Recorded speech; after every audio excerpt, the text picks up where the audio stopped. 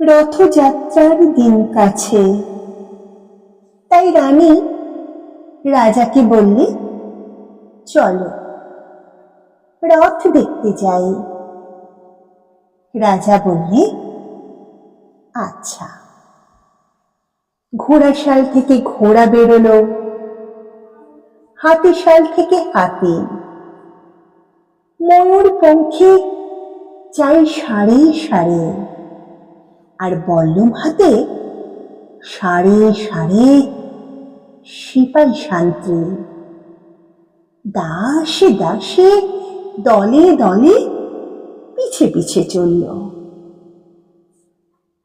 কেবল বাকি রইল একজন, রাজবাড়ির ঝাঁটার কাঠি কুড়িয়ে আনা তার কাজ। সর্দার এসে দয়া করে তাকে বললে, ওরে তুই যাবি তো আয়। সে হাত জোর করে বললে, আমার যাওয়া ঘটবে না।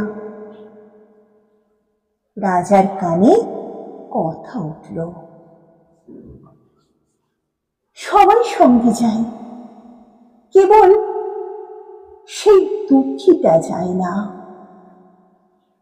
রাজা দয়া করে মন্ত্রীকে বললে, ওকেও ডেকে নিও। রাস্তার ধারে তার বাড়ি।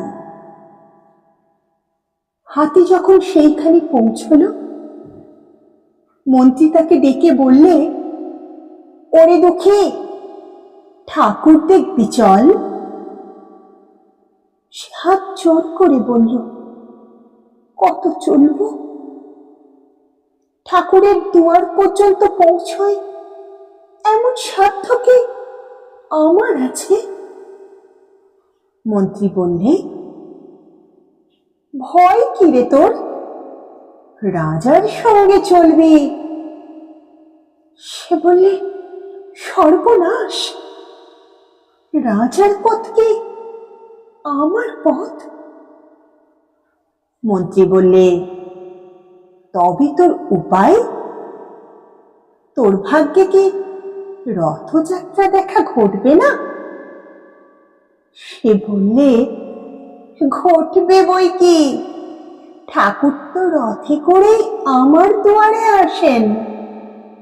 মন্ত্রী হেসে উঠল, বললে, তোর দুয়ারে রথের চিহ্ন কই? দুঃখী বললে, তার রথের চিহ্ন পড়ে না। মন্ত্রী বললে, কেন বলতো? দুঃখী বললে, তিনি যে আসেন পুষ্পক রথে।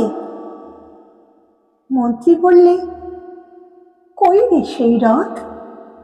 দুঃখী দেখিয়ে দিলে, তার দুয়ারের দুই পাশে দুটো সূর্যমুখী ফুটে আছে। নমস্কার।